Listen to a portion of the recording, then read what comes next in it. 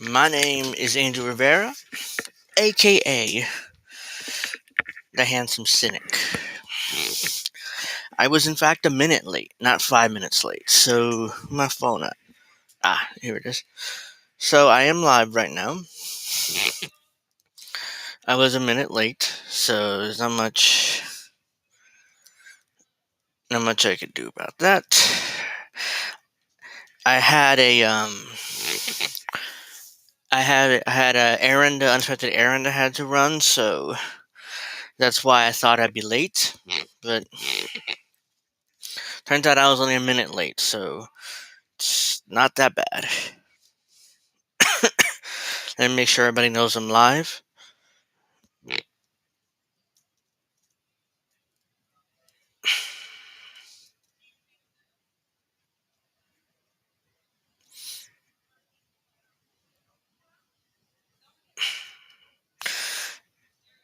Hey, old man Barker, how you doing?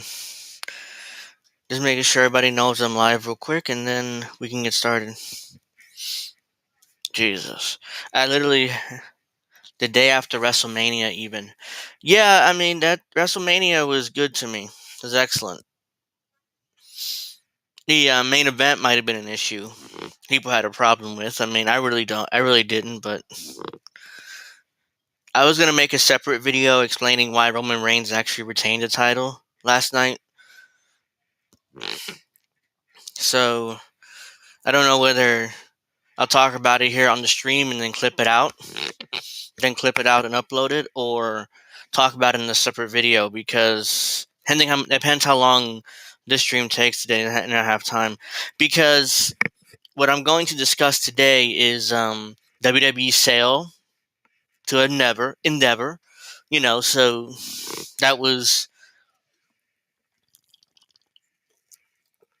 that's the big breaking news today. And let me just do this real quick.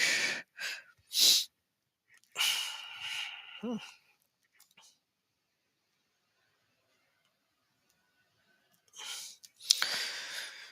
right. So today's stories are I'm discussing WWE sale to Endeavor. Big news, big breaking news we have today. Excuse me. And then we have, this crap again. Old man back in the chair. Well, McMahon, he's not going to go away without a fight. So, sweating. Excuse me, I'm sweating here, though. But yeah, the old man isn't going to go anywhere without a fight. So, yeah, McMahon is back. He's the he's the executive chairman of this new company that's just formed. And quite frankly, to me, I mean, I'll talk about it further in a minute, but yeah, the hell is this? Why is there a dog for the Twitter logo? I'll show you. Hold on. I'll show you guys this real quick. Wait a minute. Make sure that. Okay, it's good. Look at this. I'm not sure you guys see this, but there's a goddamn dog there. That's right there. It's supposed to be a Twitter logo, instead there's a dog there. So I don't understand what that means. Is that Elon Musk trolling us or what? But but yeah, I mean, we all knew it's a matter of time before WWE was sold. I mean, but I'm surprised they ended up merging with the UFC and being owned by Endeavor. So that's very fascinating that they did that. Oops, let me go to my bookmarks.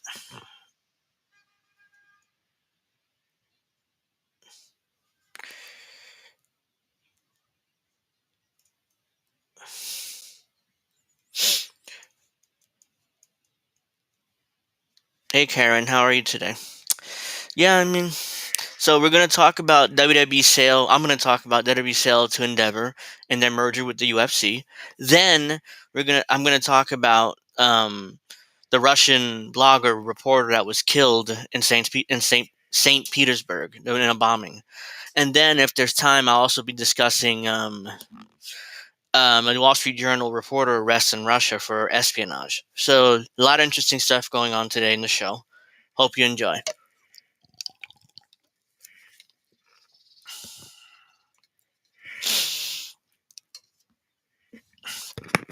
Good, that's good. Let me make this bigger.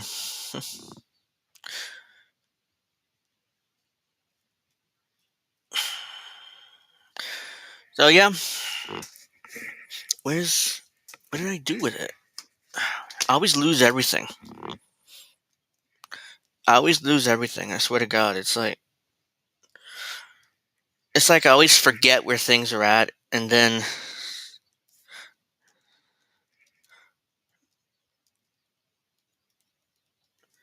I always forget where things are at, it, or I lose track of what I'm saying. Is my ADD just really kicking in? So there are times where I lose track of things. I apologize, but there isn't much. That's going to happen all the time. Wall Street Journal was probably a spy. It could be. I mean, I wouldn't be surprised that's the case, but right now, he's been arrested for allegedly spying and being a spy in espionage. So, again, I saw allegedly. I'm not going to say he was definitely a spy, but I wouldn't be surprised if it turned out he was. Anyway, so I'll get started with this. WWE officially sold to Endeavor, and Vince McMahon is chairman. He rose from the ashes yet again, emerged as even more powerful force. The way he's done his entire career, Vince does not have 9 lives. He's immortal. He's inevitable. He's MFing Thanos. Or Thanos. Yep. And he always survives. Not only does he survive, but he thrives. This is a Forbes article on it. I'll read some of this.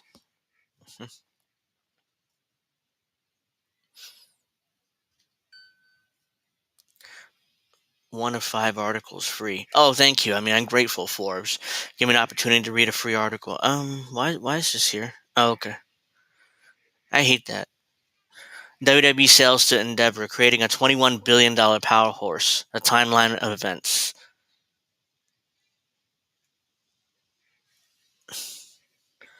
Oh, if I actually...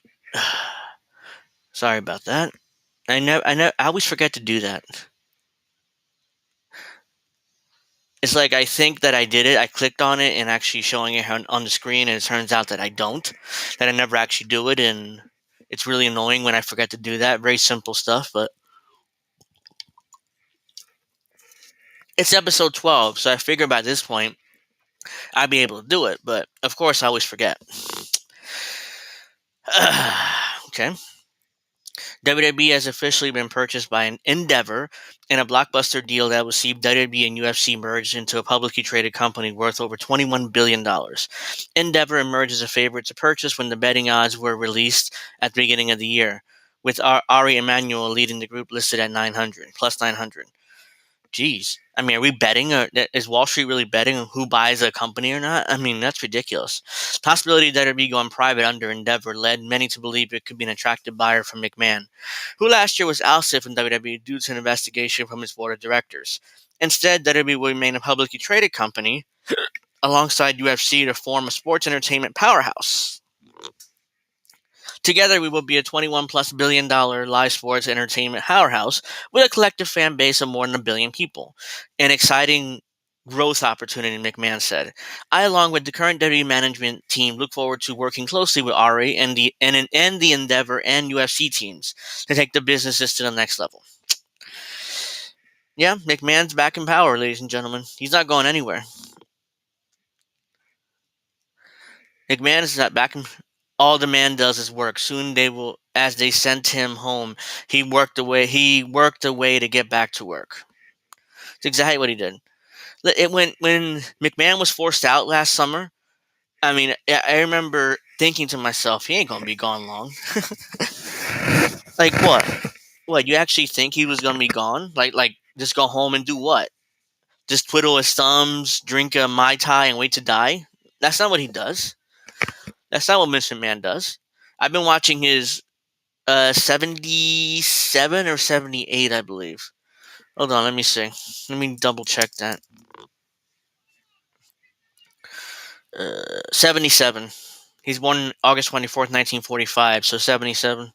He'll be turning 78 in August, so he's 77 years old. Yeah, he's 77. And I'm going to show you a clip of McMahon in a minute when I finish reading this. He looks like it's like he used too much Just for Men gel. I mean, his hair is like super black, and he has a mustache too, which is weird.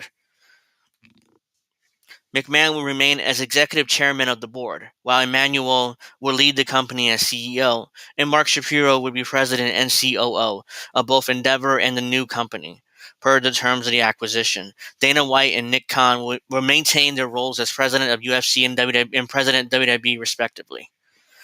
Over the past 6 months, WWE has endeared itself to its fans through the Triple H era. The new and imagined WWE translated to massive increases in ratings and more critically acclaimed WWE programming. With Vince McMahon recently reinstated as chairman of the board and now employee at WWE, his full-time return to creative seems like all but a formality. McMahon was reportedly supervising backstage during WrestleMania weekend. Yeah, I mean, he's fully back, it seems like.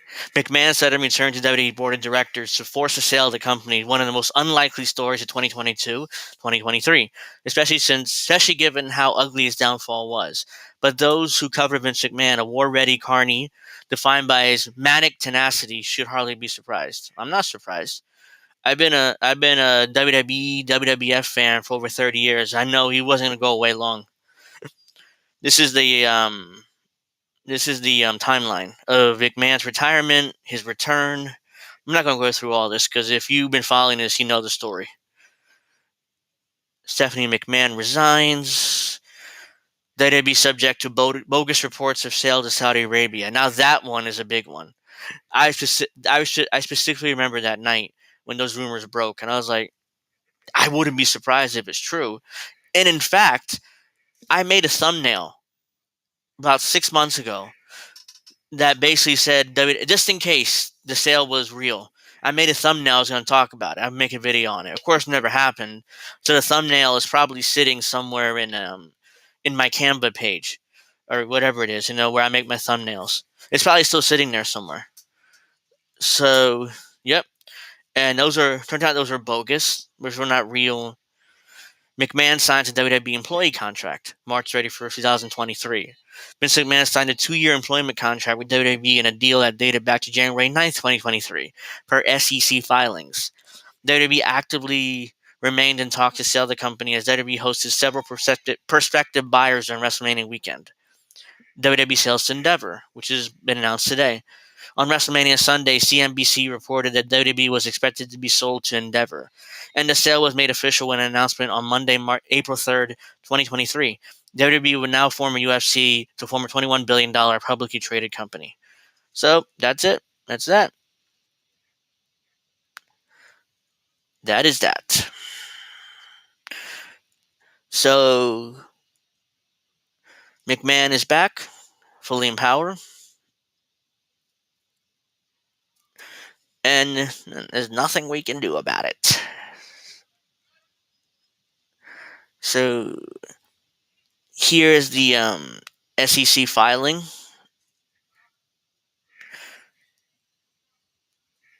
This is the SEC filing, making the sale official, letting the SEC know about the sale. So it's not, obviously this is real. This is not fake in any way, shape, or form.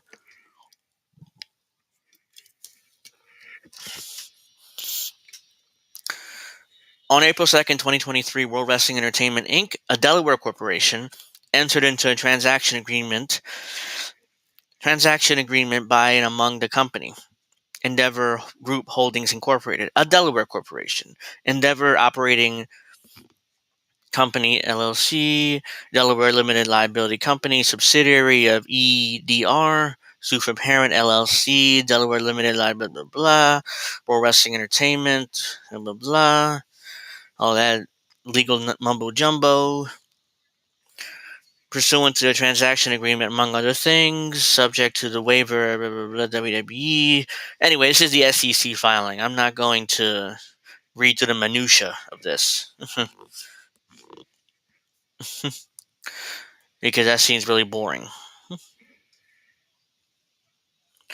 Here's a tweet from Endeavor. Let's see. Today, Endeavor announced that it signed an agreement to form a $21+ billion global live sports and entertainment company made up of UFC and WWE. There's a link here. I don't know.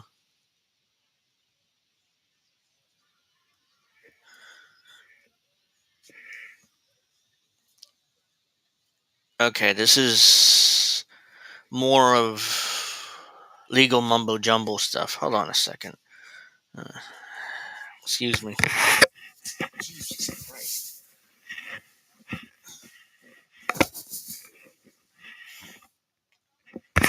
It's 65 degrees. I wonder why I'm sweating so much.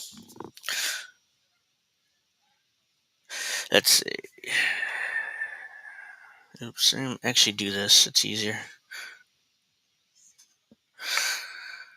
This is probably the same thing that I read. This is a rare opportunity to create a global live sports entertainment pure play built on where the industry is heading. For decades, Vince and his team have demonstrated an incredible track record of innovation and shareholder value creation, and we are confident that Endeavor can deliver significant additional value for shareholders by bringing UFC and WWE together. Yeah, this is just... that's not really that important.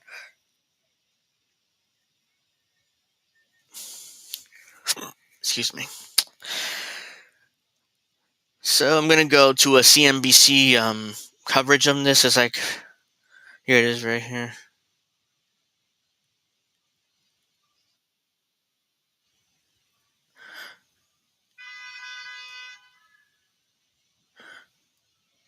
Oops, wait a minute. Damn it. There we go. Here we go. Alright, so this is the report from CNBC, so it's like 5 minutes, so it isn't that bad. I asked Endeavor CEO Ari Emmanuel and WWE founder Vince McMahon how this all happened during our exclusive interview on Sunday in Los Angeles. This is the biggest thing Ari Emmanuel and Vince McMahon have ever done. Yeah. Combining forces like this there's nothing like this. There's never been anything like this. People have been talking about this for a long time. There were a lot of other suitors sure here. Were, but Ari, really, the synergies, everyone was very interested in this, and I appreciate that. But the synergies that Ari brings... Wait a minute. Really, the synergies, everyone was very interested. Look at McMahon. You see that? He used way too much Just for Man gel. Not only on his hair, but also on his on his mustache here. He used way too much gel. I'm like, what the hell? I thought the mustache pictures were fake because I thought it was Photoshop, because McMahon never had any facial hair in his life. Now all of a sudden there he is with a mustache. I'm like, what? That was real? Holy crap. In us, and I appreciate that. But the synergies that Ari brings, totally different than everyone else.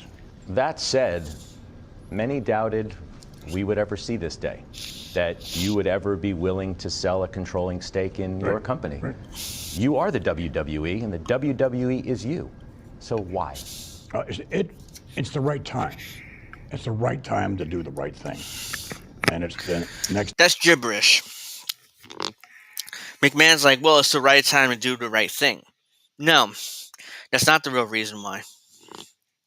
The real reason why, because WWE's their TV agreements are coming up with both Comcast and with Fox, or NBC Universal and Fox, and they're getting like $1 billion a year for the rights to broadcast Raw and SmackDown. And since people are cutting the cord and there's no more, fewer and fewer people have cable, what's going to happen? Those TV rights deals will go down, and the value of WWE will go down based off that. That's the real reason why. So he's trying to sell it long before those TV rights deals come up, so it wouldn't be his problem, and he wouldn't lose any value on his stock in his company. That's what it was about. That's the real reason why he sold it, not because of it's the right thing to do at the right time, whatever he said. Well, you see, they sent me home, and he plotted his way back. As soon as he was forced to retire, he was plotting. It's like, how do I come back to my company? Those goddamn sons of bitches took me out of my own company. How do I come back? I know, I'll just blackmail. I'll just basically force my way back to the company. I'm still the majority shareholder. That's how he did it. I mean, it took him a few months to do it, but eventually, he forced his way back into his own company. He removed 3 members of the board, if you remember that whole thing. It's like, oh yeah, you, and you're gone, And oh, by the way, my daughter, she resigned the CEO, Stephanie McMahon. Of course, he forced her out. Well, you think that he didn't force her out and put Nick Khan as CEO, who was his patsy? Of course he did that. That's why as soon as Vince came back, all of a sudden Stephanie resigned in order to spend more time with her family. That was a bullshit excuse. Next evolution of WWE. I could probably do what Ari is right now with UFC. It'd take me 10 years. By the time I would grab those 10 years, you'd be 10 years ahead again. So it's like, it makes all the sense in the world for all these synergies that we have to extract all of the value we can out of the marketplace. Who, Stephanie? Yeah, but here's the thing. Vince is the originator. He's the one, he's like the first cutthroat businessman in the family. So, of course, Stephanie ultimately lost that battle, and she was forced out. Because when she became CEO, that was like her lifelong dream, to become CEO of WWE. But, of course, when Vince came back as executive chairman of the board, that's when basically Stephanie was gone. I think that day or the next day she resigned as CEO. So she lost that battle. Of course she's going to lose. McMahon wasn't going to lose that battle. Vince McMahon, The deal values UFC, you mentioned some numbers, $12 billion and WWE at $9.3 billion. That's a big number. Well, WWE's market cap is 6.5. Here's what I would say to you. Exactly why we did this, because I think we were... WWE has been sold essentially for $9 billion. The company's only worth $6. So why did they do that? Why did Ari, this dude here, I forget his name right now, why would he buy a company that's for $9 billion is only worth $6? There has to be a reason. They figured that with Triple H in charge of creative and storylines, it's the profit margins will be worth it in the long run. I tell my kids all the time, don't fuck with dad. Yeah, shit. It's true, especially if you happen to be the son or daughter of Vince McMahon. Of course, that's always true. Don't F with dad, Dad is always going to win. In getting the pure value, I don't think Ari Emmanuel, WWE was getting the pure value. Combined, it's rarefied air, the two of us. And I think the analysts will be able to do it. It's good for the shareholders of WWE and for the shareholders of Endeavor. And then when you look back, I don't believe that the Endeavor shareholders were getting pure play for the rest of the asset that we had. And I think for the first time, you now have the ability to do that in both situations. And that's a win-win, which is what Vince and I have always talked about. When I throw those kind of numbers out to you, the word on the street was that you wanted $9 billion. This values the WWE at 9.3. Right. So despite everything that's happened... I'm a visionary. Well, you... He got exactly what he wanted. That's like the worst part about this. Vince McMahon wins again. He got exactly. I remember when he wanted $9 billion for WWE. I'm like, who the fuck's gonna pay $9 billion to WWE, other than the Saudis? That's why I thought the Saudi deal might go through at some point if the Saudis were interested. They'd be the only people who would pay stupid enough to pay $9 billion. That turns out I was wrong, of course. Endeavor gave McMahon $9 billion, essentially. And now McMahon's an employee or the executive chairman of this new company that's about to be formed. So he got exactly what he wanted. Again. Geez, part of me wishes I was Vince McMahon. And he gets whatever he wants when he wants it. Look at the smug Look at the smug smile on McMahon's face. I'm not sure you guys can see it because it's so small, but he's like this. Like, I'm a visionary. He's so smug. Like, he got exactly what he wanted. Well, you hit the number. Yes. Deservedly so. The evil smile to the evil laugh. It's like he's his character from Mr. McMahon character. There, it's like I always get what I want. You have no chance in hell. You know. Here's what I would also say to you: we paid a fair price, and I'll tell a fair price. Wait. WWE's valued at $6 billion. You paid $9 billion or $9.3 billion. How's that a fair price? It seems like McMahon screwed you over. That's what it seems like. You paid $3 billion extra when you didn't have to. So I don't know what makes him think that all of a sudden, we paid a fair price. Based on what? I don't understand how this Ari Emmanuel dude thinks that he paid fair price in WWE when he clearly looks like he got screwed over in this deal. Unless there's a expectation that WWE will produce more profits, the same amount of profits they're producing right now. That's the only way this makes sense. I'll tell you why. We paid a little bit for control premium. With our cost cuts, their new deals coming up. Yeah, it's based on future earnings. That's exactly what I'm thinking too. That's what I just said. It's based on they're hoping that WWE's profit margins will continue to hold or even grow over the next few years, and that would be up to the only way that'll happen though is the next television deals, or wherever or if they move Raw and SmackDown to Amazon, or they move it to Netflix or something. If Netflix or Amazon's willing to pay a premium price to have Raw and SmackDown streaming on their platforms, then that's the only way where they probably would maintain these profit margins that they have now. That's the only way this makes sense. That they're expecting the their profit margins to either maintain as they are now or grow even. Up, which is right now, and our cost savings that we think we can extract from the business right now and grow the business with all of our levers, whether it be international sales, domestic, sponsorship, gambling, all the things that we do. I'm not sure how many people here actually watched WrestleMania this past weekend, but the show, oh my God, it was full of advertisements. It seemed like every match had a sponsor, and they kept plugging the sponsors throughout the matches. I'm like, oh my God. It was so cringe at times.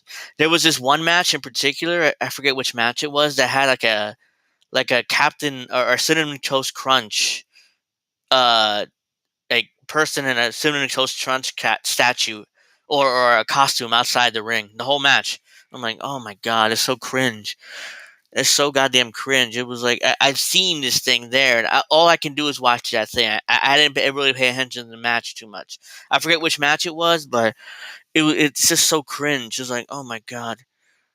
But here's the thing: as long as I don't have to pay $80 for a pay per view, I'll deal with the goddamn advertisements. Because I'm not ordering WWE pay per views every month at $80 price tag. That's not going to happen. So I'll deal with the goddamn advertisements. But sometimes it's so cringy. It's like, ugh. It's just so brutal to sit there and watch those advertisements. All right, but I digress. I mean, that's not really that important. But I'm just saying, the advertisements were just annoying throughout the WrestleMania weekend. I think it's right. I would also say to you is, when I bought IMG, everybody said I overpaid. It was actually one of the cheapest deals in sports. For sure, when I bought the UFC, everybody was like at $4.2 billion. They were like crazy. We've tripled the EBITDA in that period of time.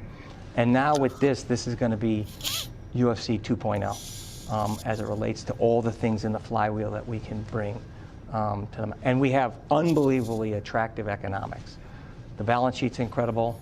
Our debt ratio is less than 3 times.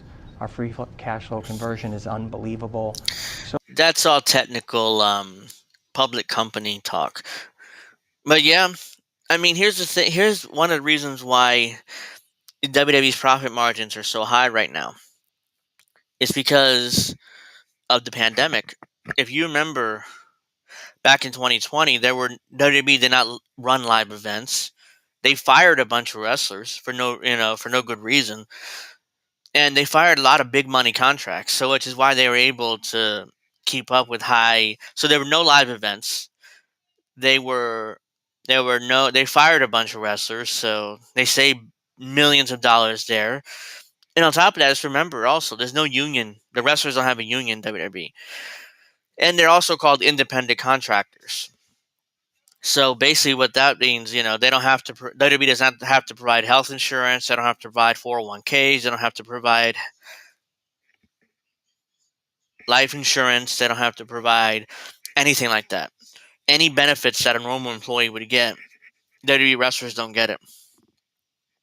And neither do UFC fighters, by the way. They're not unionized either, which is why, excuse me, which is why profit margins for these two companies are insane.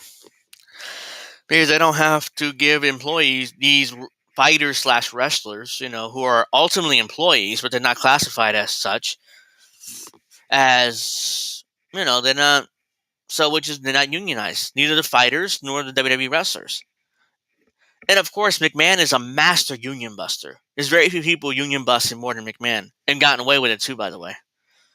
I mean, I can go back to the old Jesse Ventura story from 1987 or 88, where he tried to unionize the wrestlers. I think it was 80. Wait, WrestleMania 1 is 84. So that'd be 85, where Jesse Ventura tried to unionize the wrestlers before WrestleMania 2. He was like, okay. It's like, this is our chance, guys. We can unionize right now. We can get whatever we want from McMahon. Because if we walk off the job, WrestleMania 2 doesn't happen, McMahon's screwed. So you're going to have to give us what he wants. Of course, he didn't. Of course, somebody ratted him out. One of the wrestlers ratted out Jesse Ventura to McMahon, and McMahon, of course, fired some wrestlers and squashed any attempt of union at the time. We know who ratted him out. Yeah, exactly. Old man Barker here gave it away. Hogan stooged him to Vince. That's exactly what he did. And Jesse Ventura didn't find out 2 years later when he sued McMahon for royalties.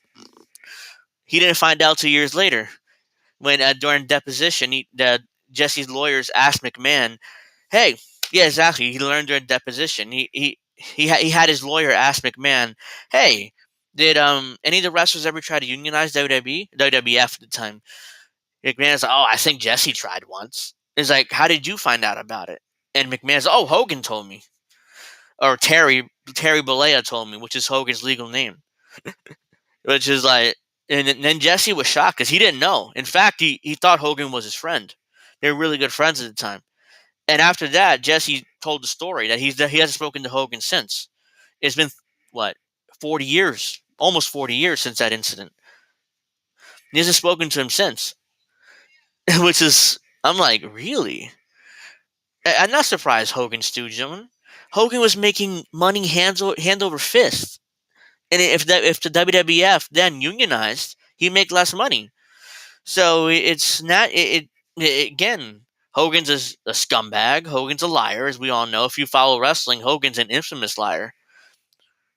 He's constantly lying about everything. Even stories. I can do a whole 30-minute video talking about Hogan's lies. I mean, they're legendary.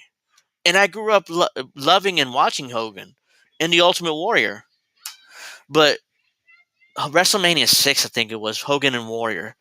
Holy shit, that was a match. I mean, me and my friends back then, we were debating who's going to win that match. It was Hogan or Warrior. I thought Warrior would win the match because he was the up-and-coming star and Hogan was kind of older. I mean, that was my argument.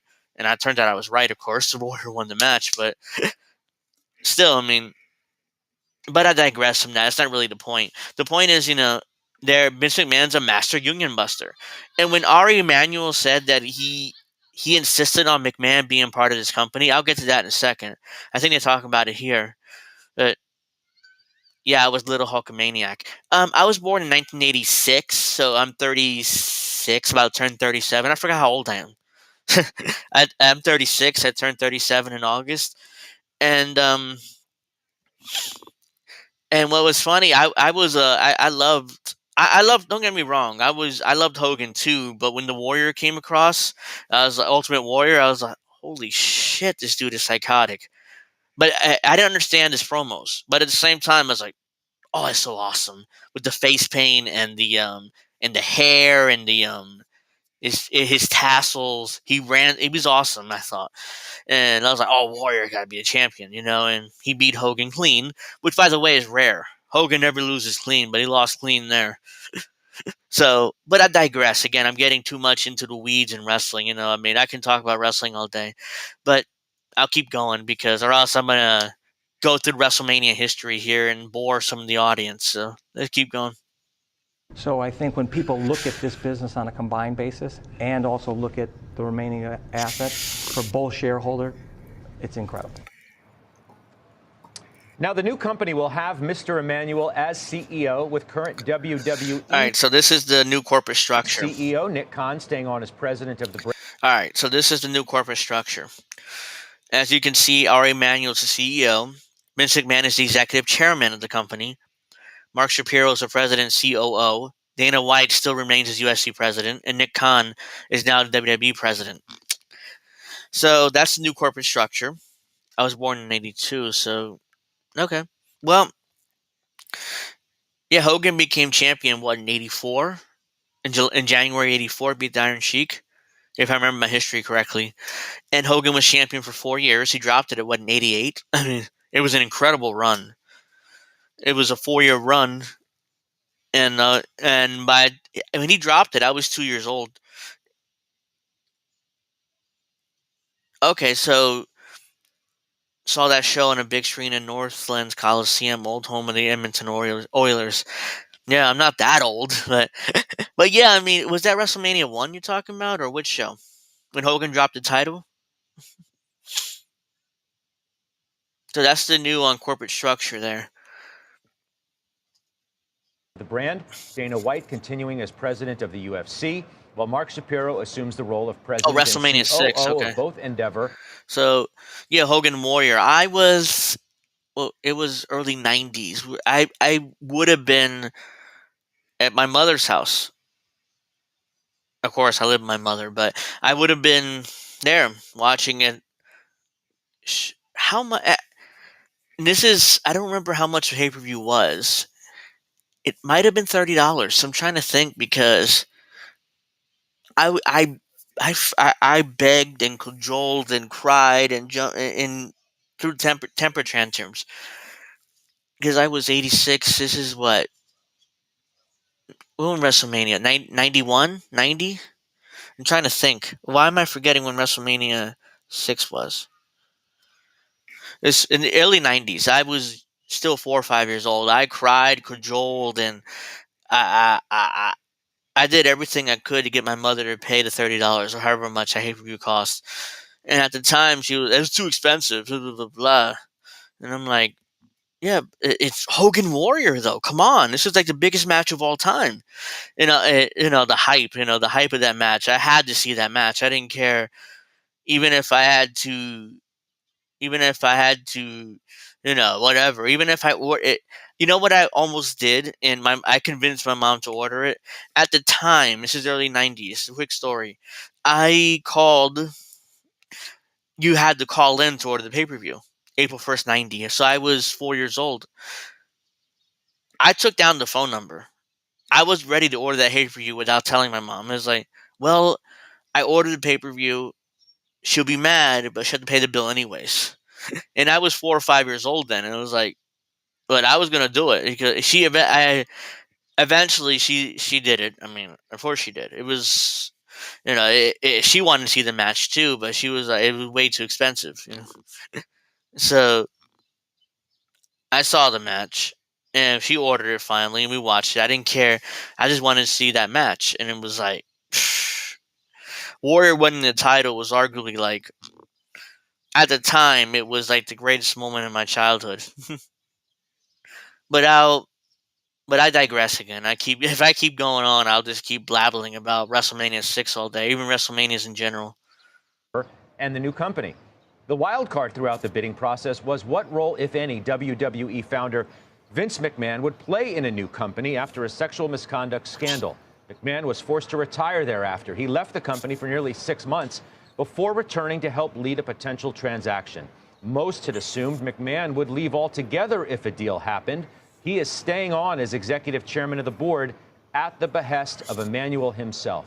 Even so, I asked McMahon about the emotions of parting with a business his father founded in 1953, and whether the scandal that rocked the WWE and McMahon himself ultimately led to this moment. I can't help but wonder, and I have to ask you, had the scandal not happened, Right. would we be sitting here today? Absolutely. Why? Because it makes sense. Nothing's ever happened like this before. And again, I'm always looking what's best for our stockholders, what's best for the company. This is the best thing that's happened. Yeah, that's bullshit. What he's looking at is his own stock value. That's what he cares about.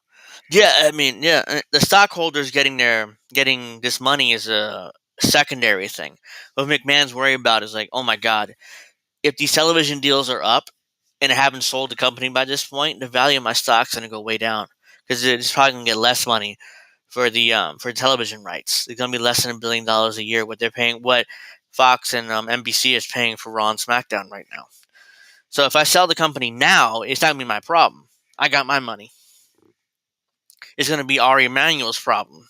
He's the CEO now, so that's gonna be his problem, not mine. That's why he sold now. He isn't stupid. McMahon's a lot of things, but he's not stupid. He isn't Trump, you know. I mean, his buddy Trump, you know. But Trump's a kind of an idiot, but he's smart. McMahon is smart. I mean, he doesn't have that excuse that he's an idiot like Trump is. Even though Trump was elected president, so I don't know how stupid Trump really is, but that's a whole nother thing. Long time. All of the WrestleManias combined have been 39, including tomorrow. Does it really equal to the magnitude of what we will do together? Did that event push you towards this day faster than you thought you'd ever be here? No, it didn't really, in and of itself, no. But it's... I can't get over how terrible that mustache is. Whenever McMahon's talking, they do a close-up on his face. I can't stop looking at that mustache. It's like that scene in Austin Powers 3. Have you? I assume you guys have seen that movie.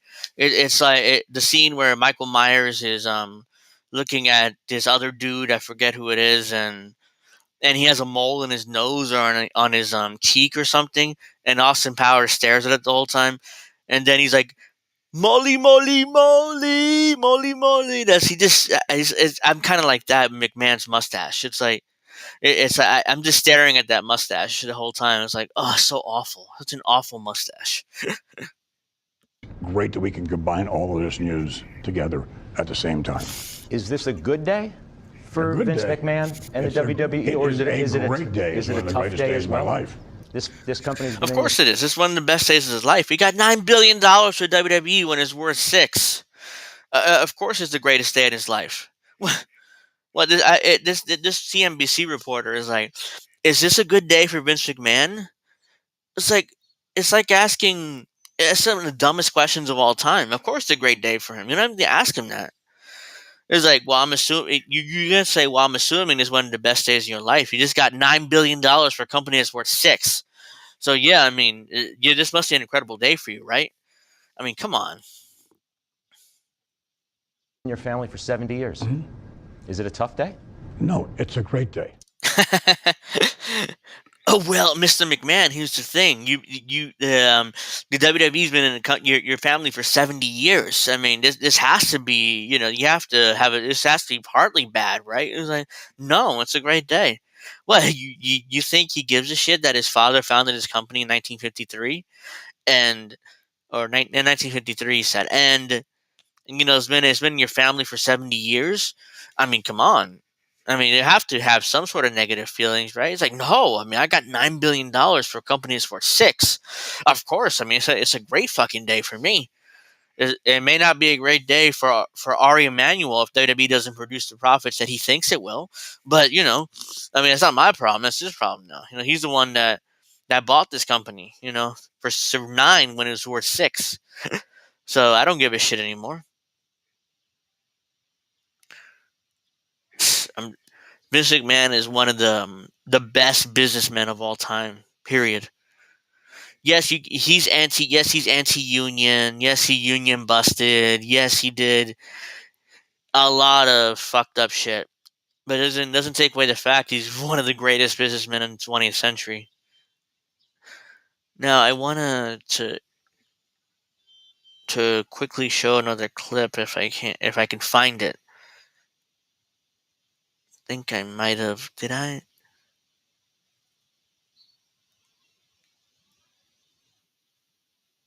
Oh, here we go.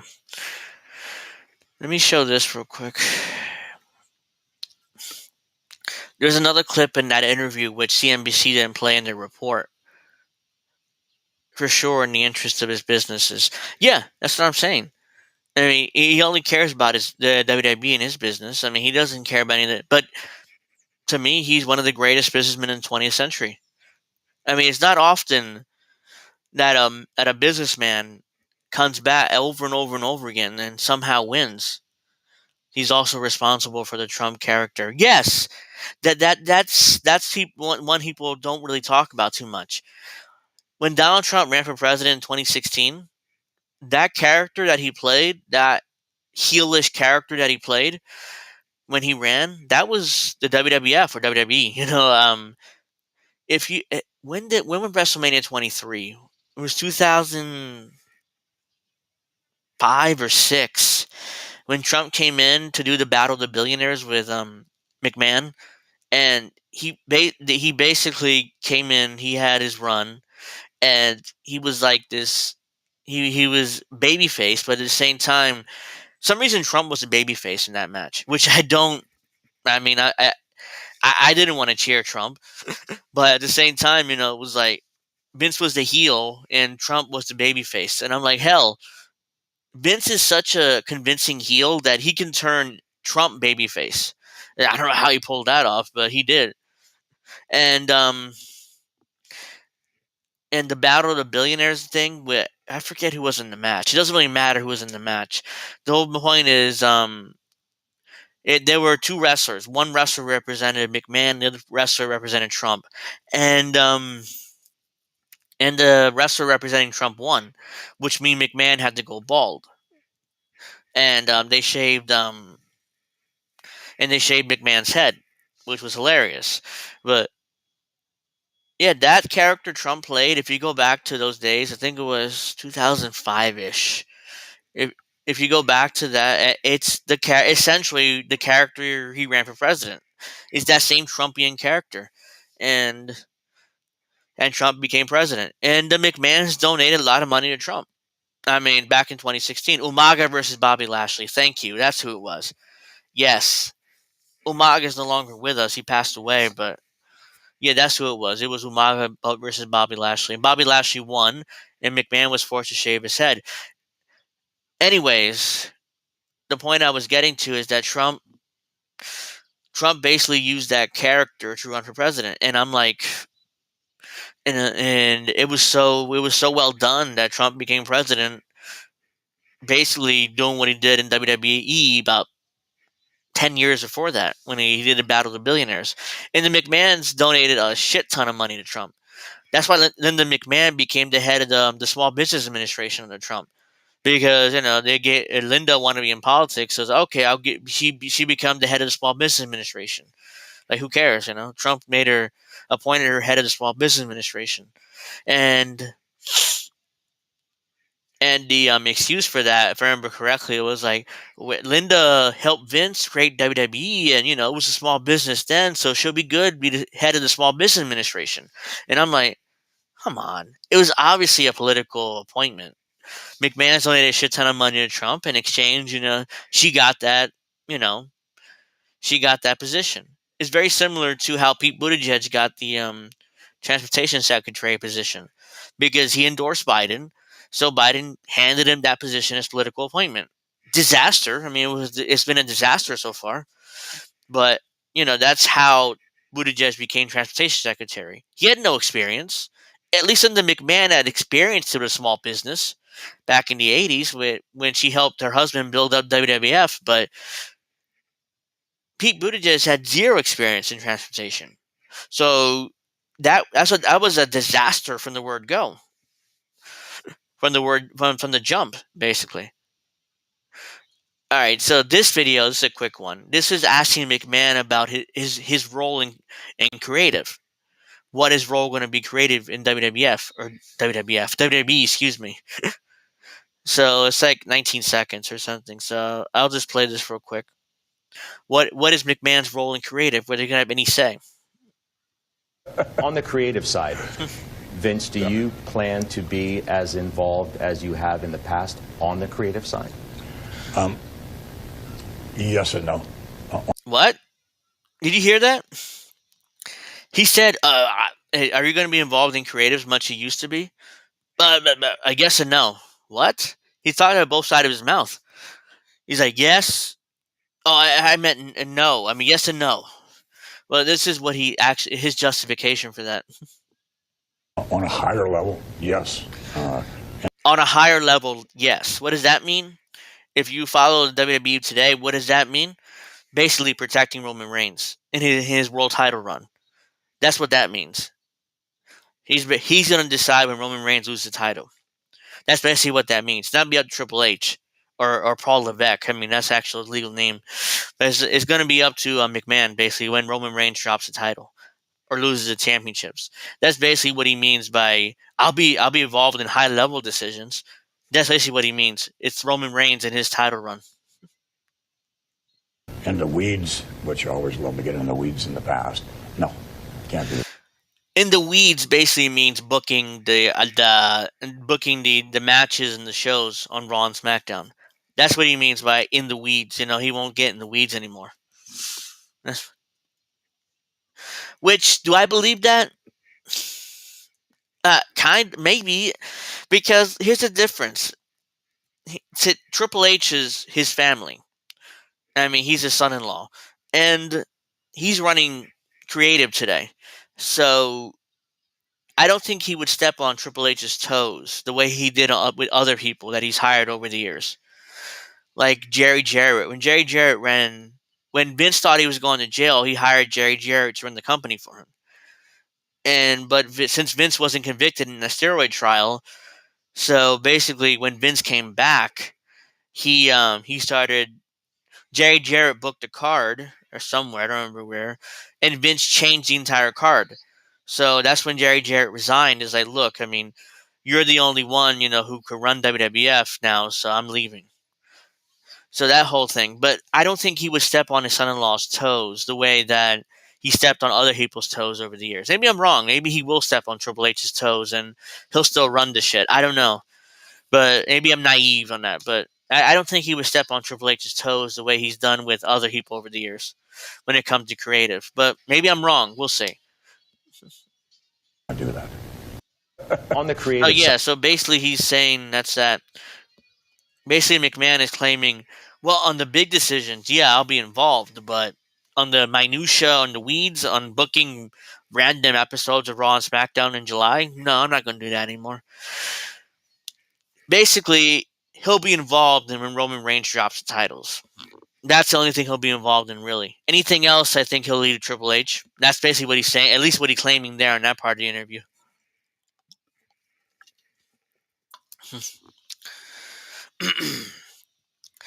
Let me see if there's anything else I need to bring up before I move on.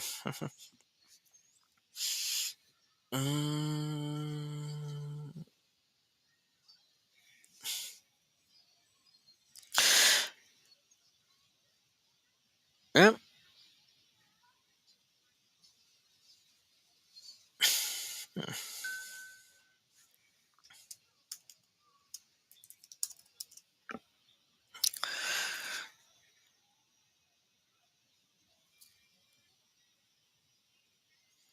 WWE and UFC plan to merge, forming a new publicly listed company. It will be led by Endeavor CEO Ari Emmanuel, with Vince McMahon as executive chairman. So not only is Vince McMahon running WWE, but he's the executive chairman of this company. So he'll also be overseeing the UFC, which is fascinating.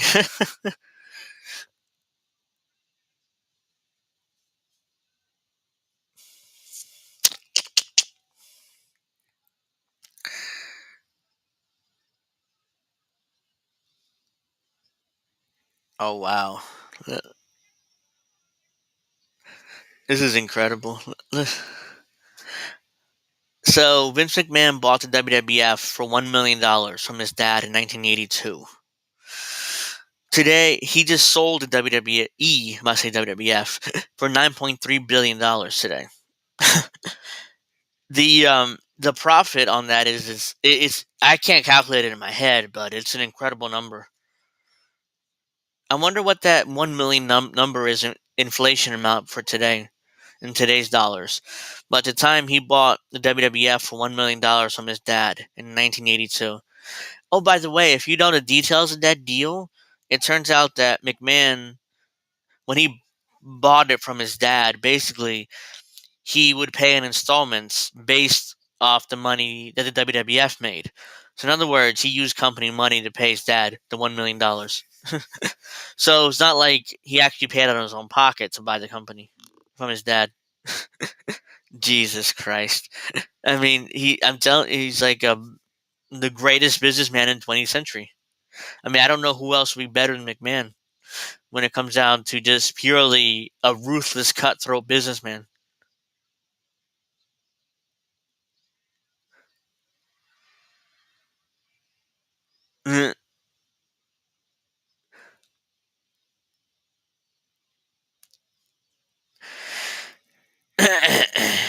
Wow.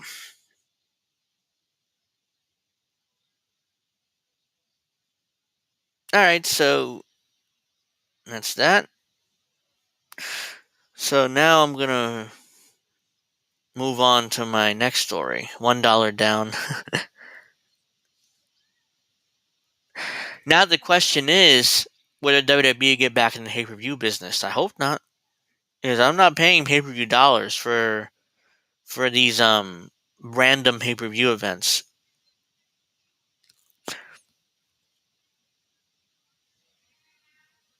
Let's see, is anything new in this ESPN article before I move on?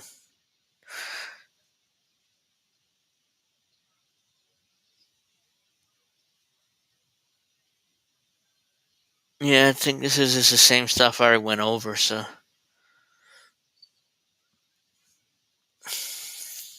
It's the same stuff I kind of went over. Whoops, I just closed that window. Alright, so let me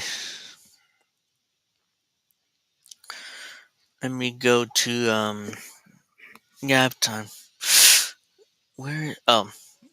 If I actually would go to where I need to go, then I could find the next story real quick. Jesus Christ. Let's go to.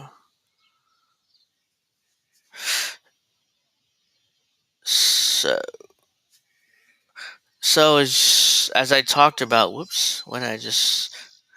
The next story that I talked about in the beginning is the Russian blogger that was killed in a bombing in where is it? Oops, I went to the wrong place. That's why. The Russian blogger that was killed in a bombing in St. Petersburg, Russia.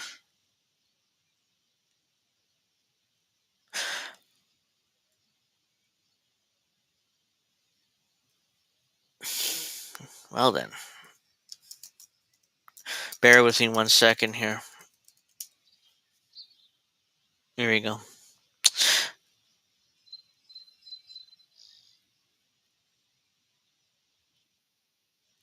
This is going to be an MSNBC clip that I have here, but they cover it, so it's like, let me actually go and do this real quick. Would be nice if I actually shared the clip. All right, here we go.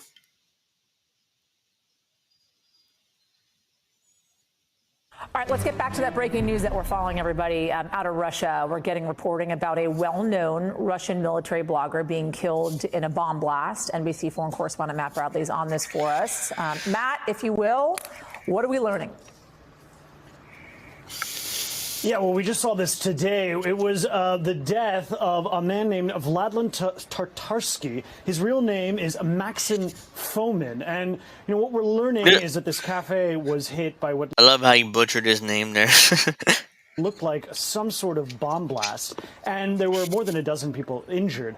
But the only death so far that we're hearing from official Russian sources is this blogger. And when we talk about a blogger, we're talking about what we call here in Ukraine or in Russia a mill blogger. And this is like an actual community of people who have almost unofficial and increasingly official ties to the Russian government, in which, you know, they are party to information that they get from the Russian government, but they've also been increasingly critical of Russia's performance in this war, this sort of disastrous invasion that's now going on about 13 months into where I am now here in Ukraine. Now, this man, Tatarsky, he's notorious for a comment he made last year at an event that was held by Vladimir Putin to commemorate the annexation of 4 provinces, we call oblasts here, that, you know, he said basically, we will defeat everyone, we will kill everyone, we will rob everyone as necessary, just as we like it.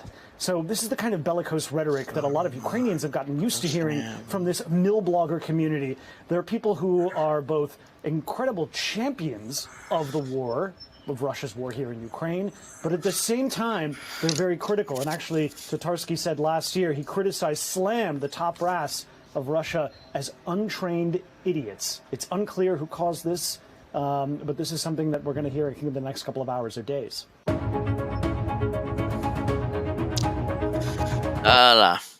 Who cares about that?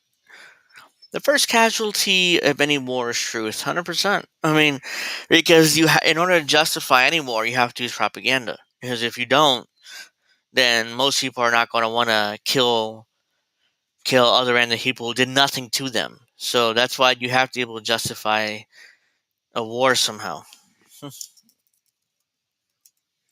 You have to be able to justify. This is a Reuters report, so let's check this out real quick. A well-known Russian military blogger who championed Moscow's war effort. Oh, by the way, it says warning graphic content. I don't know what that means. I haven't seen this video, so we'll see. Was killed in a bomb blast at a St. Petersburg cafe on Sunday.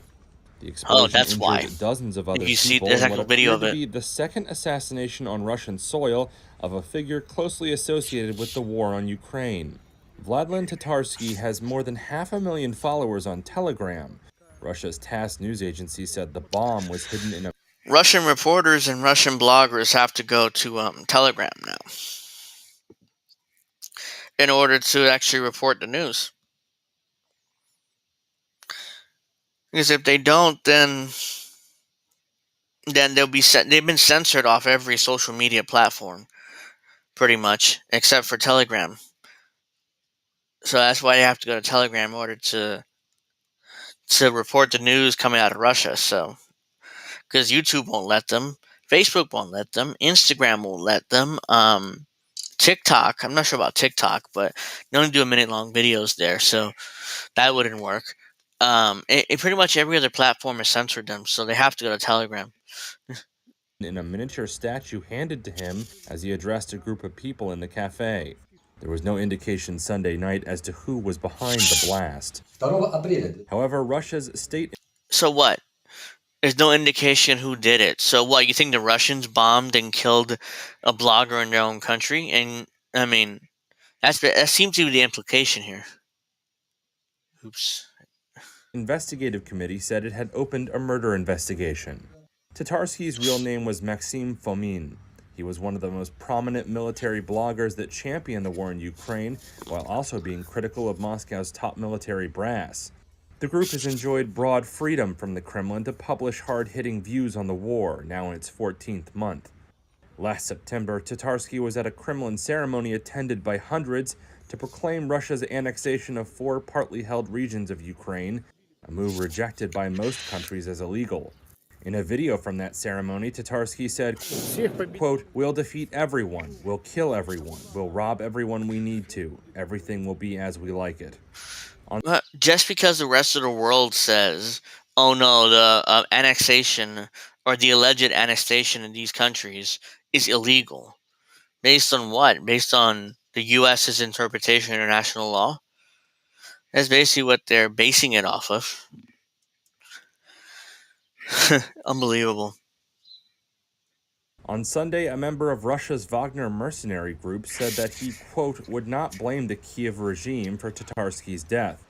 The Russia-installed leader of the occupied part of Donetsk pointed the finger at Ukraine for Tatarsky's death. Well, yeah, I mean, that would be the first obvious suspect. The Ukrainians actually killed this guy because he was pro-Russia and he was really prominent, you know, a prominent pro-Russia vlogger. Which I wouldn't be surprised. I mean, it's Ukraine Kiev is the obvious suspect here. I mean, why would if somebody let's say a random Russian had a problem with them, they wouldn't resort to bombing and kill a bunch of innocent people. What they would do is probably he's walking on the street to shoot him or stab him or whatever. You know, you wouldn't. I don't think a random Russian would just bomb a restaurant and just kill everybody alongside with him. So there had to be a state-sponsored operation, and the obvious suspect is Ukraine. So I'm not surprised. I wouldn't be surprised if it turned out it was Ukraine. Without providing evidence. Meanwhile, a Ukrainian presidential advisor said domestic terrorism was breaking out in Russia. The blogger's death follows the killing of Daria Dugina last August, the daughter of an ultra-nationalist, by a car bomb attack near Moscow. At that time, Russia accused Ukraine's secret services of killing her, while Kiev denied involvement. All right. So the Ukrainians clearly killed that woman too. I mean, they can deny it all they want, but doesn't mean that they didn't kill that woman. Of course they did. I mean, it's so obvious. Now let me go to the Wall Street Journal journalist that was arrested in Russia for espionage. Here we go.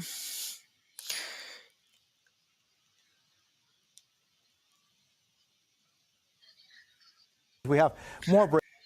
Jose Diaz-Balart again. I think I covered one of his clips last week on Friday.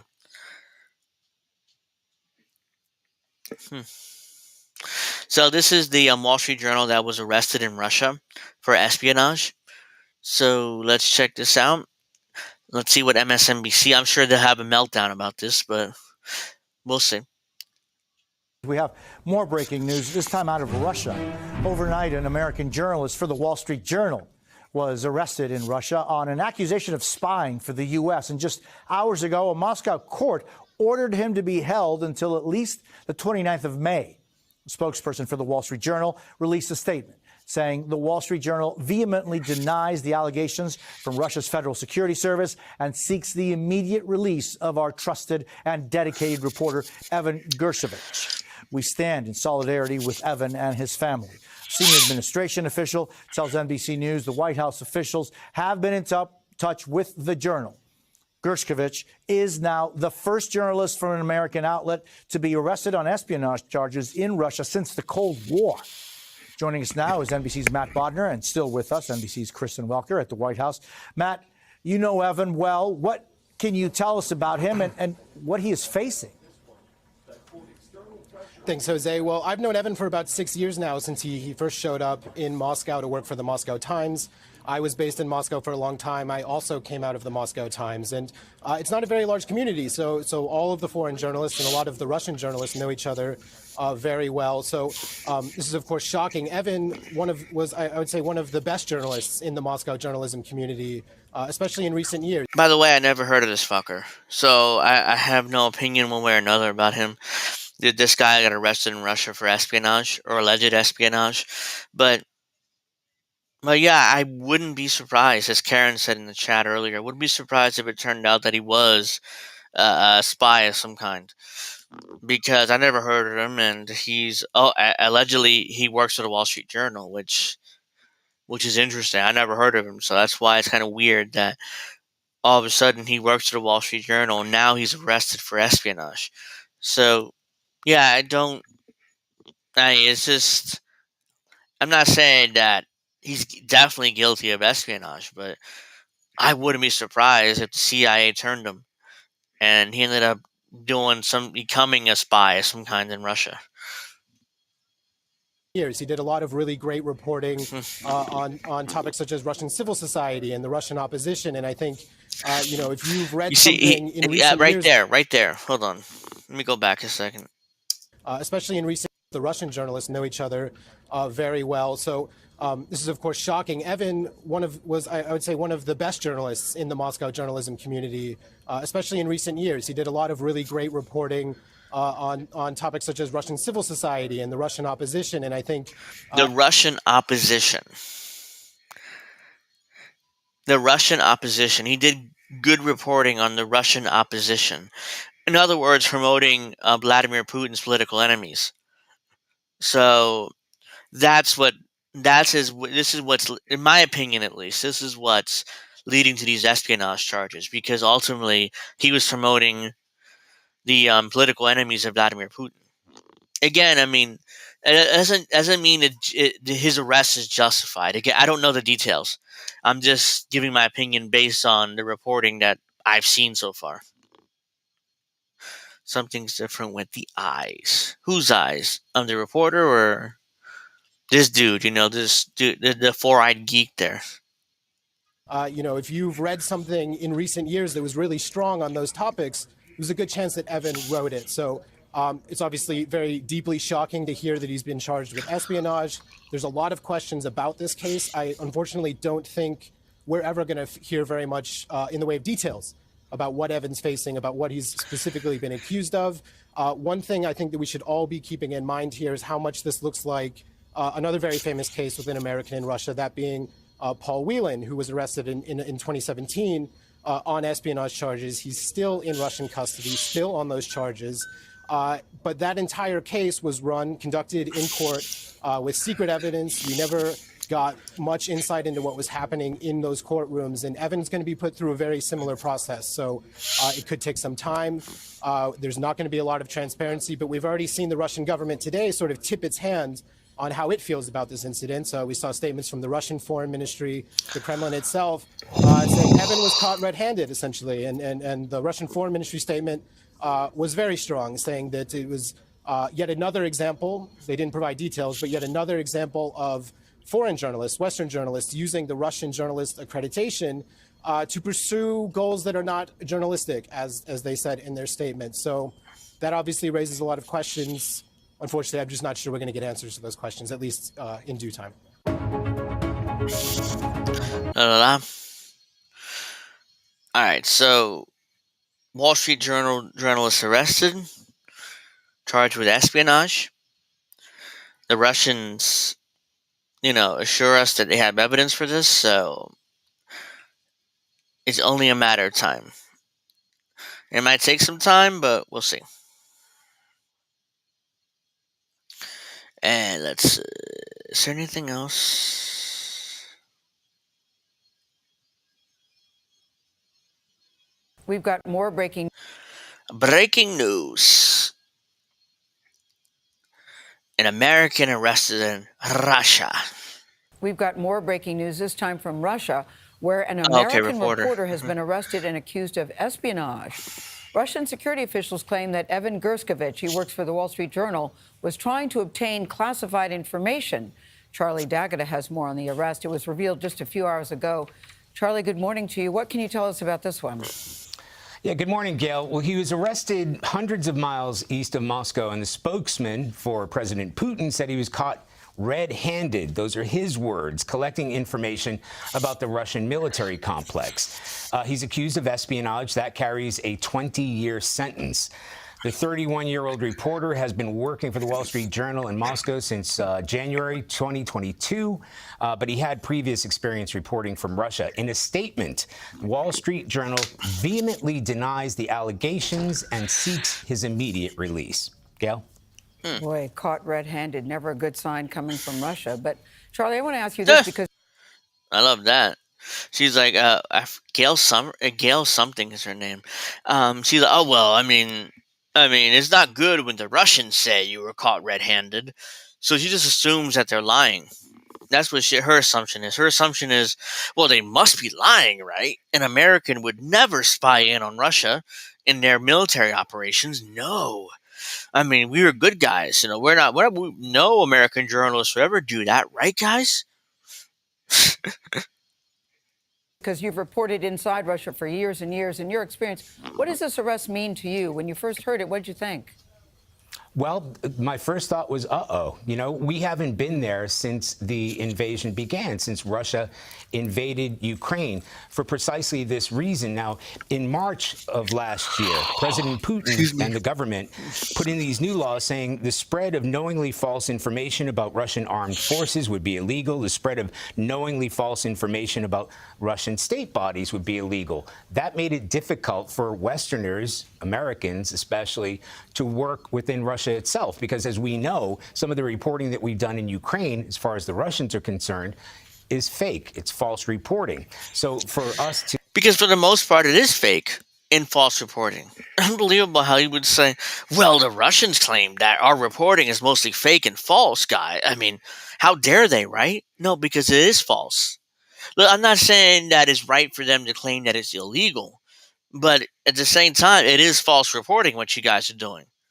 I mean, it's not like you guys are actually reporting what's going on the ground, with the Ukrainians doing torture and they're killing innocents for no reason. No, I mean, you would never report that. CBS News would never report that. They report on all of Russia's alleged war crimes, but they will never report on Ukraine's war crimes, which we see all over the internet. They'll act like it doesn't exist. To be able to report inside Russia, which would obviously be helpful, is impossible right now. There are only a handful of Western reporters in Russia, let alone Americans. Gail? Yeah, there's a reason for that. Charlie D'Agata, thank you, reporting from London. All right, so that's that. Reporting from London. Let's see, is there anything else? Wow, this happened 4 days ago and I missed this somehow? I thought his arrest was yesterday or something. It happened 4 days ago, apparently. Wow. 4 days ago would have been... We're continuing to follow... It would have been Sunday, Saturday, Thursday. How did I miss that? Let's watch a little bit of this. Breaking news on the arrest of Wall Street Journal reporter Evan Gershkovich. Russian officials detained the U.S. citizen for suspicion of spying. That's according to state media outlets in Russia. The arrest comes just months after the highly publicized prisoner swap involving WNBA superstar Brittany Griner. So let's bring in NBC News foreign correspondent Kelly Kopiea from our London bureau for more. Kelly, good morning. So lots of questions here. What more do we know about the journalist arrested? Where is he being held? What kind of work was he doing? And have we gotten a response from the outlet? Well, we don't know a lot specifically about the details of him being detained. The Russian security services, the FSB, says that Gershkovich was arrested in Yekaterinburg. That's about 900 miles east of Moscow. They didn't say when he was arrested or where he's being held. They're accusing him of stealing military secrets for the U.S. government and said the charge carries a 20-year prison term. Now, the Wall Street Journal has released a statement this morning. They've said that they're deeply concerned for Gershkovich's safety. They also said in this statement that the Journal vehemently denies the allegations from the FSB and seeks the immediate release of our trusted and dedicated reporter, Evan Gershkovich. We stand in solidarity with Evan and his family. Gershkovich is in his early 30s. He's from New Jersey. His parents are from Russia. Oh, that's interesting. This dude is from New Jersey. Well, I'm from New Jersey, too, so he's a fellow New Jerseyite. Interesting. Didn't know that. originally. They fled Russia in the 1980s before he was born. But look, he's a seasoned reporter. He's a Russian speaker. He's been covering this region for several years, and he is fully accredited to work as a journalist in that country. Clay. And Kelly, clearly high stakes. You mentioned a potential 20-year prison sentence. We're also hearing that the Russian court may be holding a hearing right now. How does this impact the already high tensions between the U.S. and Russia? Well, it certainly ratchets up the tension between the two countries, especially given all that's happened over just the past couple of weeks with the drone incident. And, you know, it goes without saying that it's become very difficult for American journalists to work in Russia, for foreign journalists to work in Russia, particularly since the war in Ukraine. No, Western journalists. That's a Western alleged journalist. That's what, you know, it's become difficult for them to work because ultimately, you know, Western journalists are doing propaganda for Western governments, specifically the United States. I mean, no, I don't blame the Russians for looking at these journalists and like these Western journalists like, oh yeah, I mean, clearly they're trying to do propaganda to, you know, to trying to, you know, mess up our war efforts here. So I really don't blame the Russians. For questioning these journalists. Do they have evidence that this journalist in particular did espionage? I don't know. I haven't seen the evidence, so that's why I'm saying alleged espionage. But at the same time, I wouldn't be surprised if it turned out that definitely these that person, they did espionage. That this particular journalist was termed by the CIA in order to do espionage and deliver Russian military secrets to the U.S. I wouldn't be surprised if it turned out they actually did have evidence if that's the truth, and it turns out that's the truth. You know. What's this? Oh, okay. Let me see. Yeah. I mean, I don't. Let's see here. Anything else before I wrap up? Because I don't want to keep this blabbing blabbing away without actually having anything important to say. No, I guess that's gonna do it because I have to cook dinner soon, and I also have other things I have to do in the next. So I have another video I have to make, but that'll be a standalone video on my channel. And if you're a wrestling fan, I'm sure you want to watch it. If not, then I'm sure you're not going to watch it. You're not going to care anyways. Well, that'll do it for this stream, episode 12. I hope you guys enjoyed. I should be back tomorrow. I'm pretty sure I'll be doing episode 13 tomorrow. Yes, I cook dinner every other day. So Monday, Wednesdays, and Fridays I usually cook. So today's Monday, so I cooked today. So yes, I'm a cook. I cook in my house. I'm the one who does it. Nobody else does it. So yeah, I have to wrap up so I can set up for cooking dinner. And I have another video I have to make too before I actually start cooking dinner. So I want to thank you guys for joining me, episode 12. Episode 13 will be tomorrow at the same time. So I hope you guys join me in that. I don't know what I'm talking about yet. I'm sure I'll figure it out by tonight. So I'll have some sort of tweet or something promoting tomorrow's stream. But I want to thank everybody for watching. That's great. My husband won't cook. Yeah, I mean, I've ended up cooking. I ended up with the responsibility of cooking myself. So I kind of ended up with it, you know, like I actively wanted to cook, but I kind of ended up with it. I'm a pretty good cook, I think. So I posted some of my cooking on Twitter, so people tend to like what they see. So it's like I think I'm a pretty good cook. Well, I want to thank you guys for watching. Hope you guys enjoyed. And I'll see you guys tomorrow, 2:15 Eastern. Hope you guys are able to join me. Please like the stream. Please subscribe to my channels. Please subscribe to INN's YouTube channels and their other channels. The links in the description box below. And I'll see you guys tomorrow morning, afternoon. I don't know why I said morning, but I meant afternoon. Thank you very much for watching. Have a great rest of the night.